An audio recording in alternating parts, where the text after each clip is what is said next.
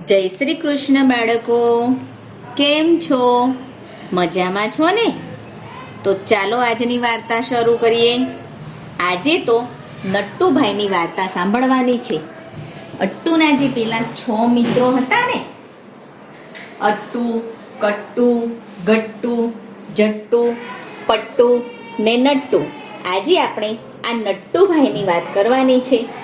આ નટ્ટુને તો ફૈબાના શીખવાડેલા ગીતમાંથી આ ખિસકોલી રૂપાળી પીઠે પટ્ટાવાળી રમવા આવે તો બહુ મજા પડે, બહુ મજા પડે, બહુ મજા પડે, બહુ મજા પડે, બહુ મજા પડે, બહુ મજા પડે, બહુ મજા પડે, બહુ મજા પડે.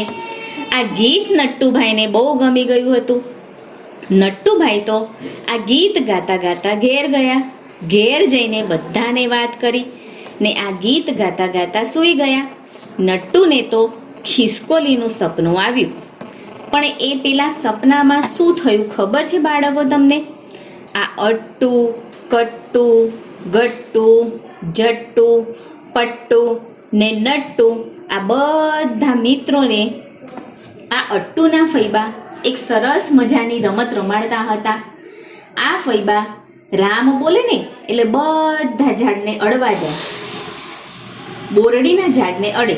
અને આ ફૈબા સીતા બોલે ને એટલે બધા લીમડાના ઝાડને અડવા જાય. આ રામ સીતાની રમત રમતા હતા. એ લોકો આ રમત રમતા હતા ને ત્યારે એક ઝાડ પરથી એક સુંદર મજાના ખિસકોલી બેન ઉતર્યા, ખિલખિલ કરતા. ખિસકોલી બેન તો બોલ્યા કે તમે બધા આ રમત મને રમાડશો? અટ્ટુ ને અટ્ટુના દોસ્તારે તો હા પાડી. પછી તો ખિસકોલી બેન ના માથે દાવ આવ્યો. ખિસકોલી બહેને તો ફટાક દઈને નટ્ટુભાઈને પકડી લીધા. પછી તો બધાએ જોર જોરથી તાળી પાડવા લાગી. આ તાળીઓ કોના માટે પડાઈ એ ખબર છે બાળકો તમને? પેલા ખિસકોલી બેન હતા ને એમના માટે આ તાળીઓ વાગતી હતી. કેમ કે આ ખિસકોલી બહેને નટ્ટુભાઈને પકડી પાડ્યા હતા ને એટલા માટે. પછી નટ્ટુએ તો ખિસકોલી બેનને પૂછ્યું કે તમે એક વાત અમને કોને કે તમારા આ શરીર પર પટ્ટા કેમ છે? કોઈની પણ પીઠ પર આમ પટ્ટા નથી ને તમારી પીઠ પર કેમ પટ્ટા છે? એની અમને કંઈક વાત કોને?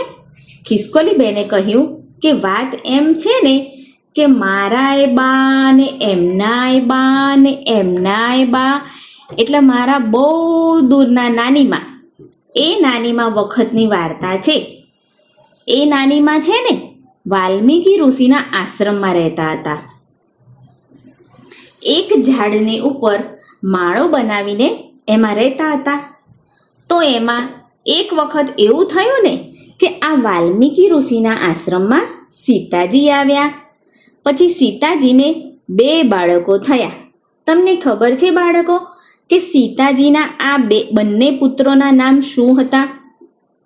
તો લવ અને કુશ. આ બંને પુત્રો લવ અને કુશ તો ધીમે ધીમે મોટા થવા લાગ્યા. એક દિવસની વાત છે બાળકો. આ સીતાજી છે ને નદીએ નાહવા માટે ગયા હતા. તો ત્યાંથી પાછા આવવામાં સીતાજીને થોડું મોડું થઈ ગયું. તો આ લવ અને કુશ તો એટલું બધું રડવા લાગ્યા, એટલું બધું રડવા લાગ્યા કે ના પૂછો વાત. પછી આ વાલ્મીકીના આશ્રમમાં ઘણી બધી બહેનો રહેતી હતી. તેમણે તો બહુ પ્રયત્ન કર્યો આ લવને અને કુશને છાના રાખવા માટે. પણ આ બંને તો રડ્યા જ કરે, છાના રહે જ નહીં ને. બસ એ તો રડ્યા જ કરે, રડ્યા જ કરે. એટલે કોઈક આવીને આ લવ કુશને હાથમાં થોડાક સિંગદાણા આપ્યા. લવ કુશ આ સિંગદાણા જોઈને રડવાનું બંધ કરી દેતો. પણ આ લવ કુશે શું કર્યું ખબર છે બાળકો? એમણે તો આ બધા સિંગના દાણા ફેંકી દીધા અને પછી પાછું રડવાનું શરૂ કરી દીધું. પછી ખિસકોલી બેન બોલ્યા કે મારાય બા ને એમનાય બા ને એમનાય બા જે મારા દૂરના નાનીમાં છે ને એ ત્યાં ઝાડ ઉપર માળો બનાવીને રહેતા હતા ને તે એ ઝાડ પરથી નીચે ઉતર્યા અને નીચે ઉતરીને તેમણે તો જે પેલા સિંગના દાણા પડ્યા હતા ને એમાંનો એક દાણો લઈને એ તો ખાવા લાગ્યા. પછી ત્યાં જે આશ્રમની બીજી બધી બહેનો ઊભી હતી ને એમણે કહ્યું, જુઓ જુઓ લવકુશ, આ ખિસકોલી બેન કેવા સરસ મજાના સિંગના દાણા ખાય છે, જુઓ કેટલું સરસ મજાનું ખાય છે. ને પછી તો આ લવકુશ આ ખિસકોલી બેનને જોવામાં ને જોવામાં રડવાનું પણ ભૂલી ગયા. એમને તો બહુ મજા પડી, આ તો કેવું સરસ મજાનું ખાય છે. લવકુશ આ ખિસકોલી બેનને જોઈ રહ્યા હતા ને ત્યાં તો ખિસકોલી બેને એક સરસ મજાનું ગીત ગાવાનું શરૂ કર્યું.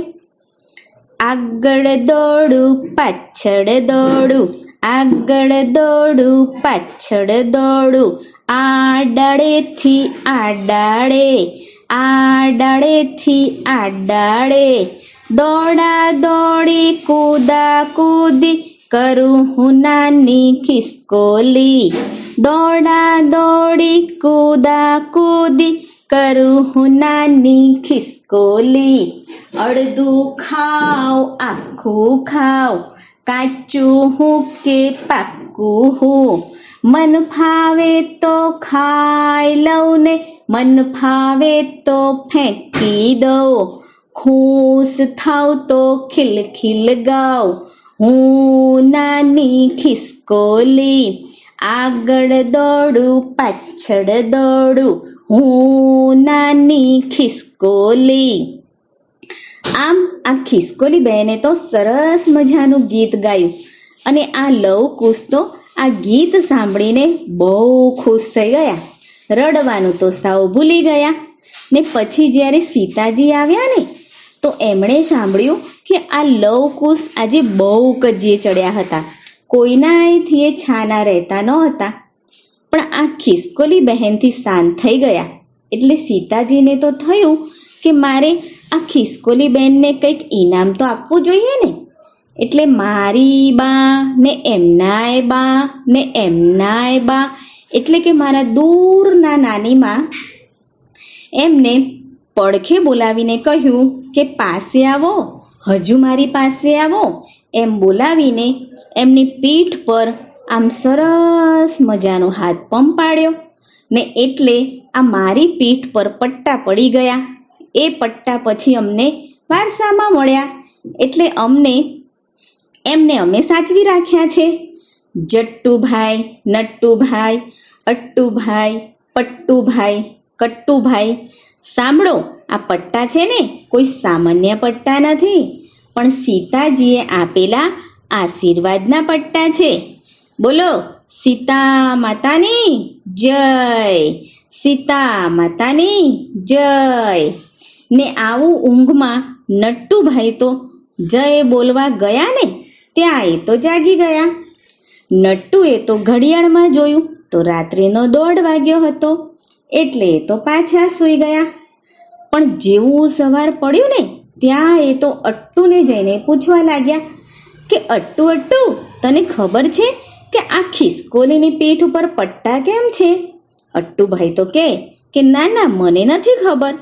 પછી નટ્ટુભાઈએ કહ્યું કે મને તો સપનામાં આવી રીતે એક ખિસકોલી બેન આવ્યા હતા ને એને મારી બા ને એમનાય બા ને એમનાય બા ને એમનાય બાની વાત કરી હતી. નટ્ટુભાઈએ તો પાછું કટ્ટુને જઈને પૂછ્યું કે કટ્ટુ કટ્ટુ, તને ખબર છે આ ખિસકોલીના પીઠ ઉપર આ પટ્ટા કેમ છે? કટ્ટુભાઈએ કહ્યું કે ના મને નથી ખબર. નટ્ટુભાઈએ તો કટ્ટુને પણ આ વાર્તા કરી.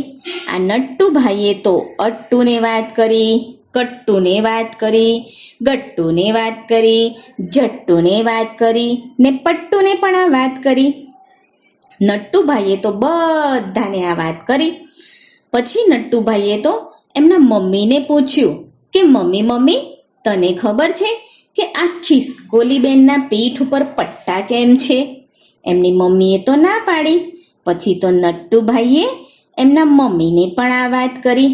પછી તો નટ્ટુભાઈ અને એમના મમ્મીએ સાથે હળી મળીને ખાધું પીધું ને મજા કરી, વાર્તા થઈ ગઈ પૂરી, બાળકોને મજા પડી.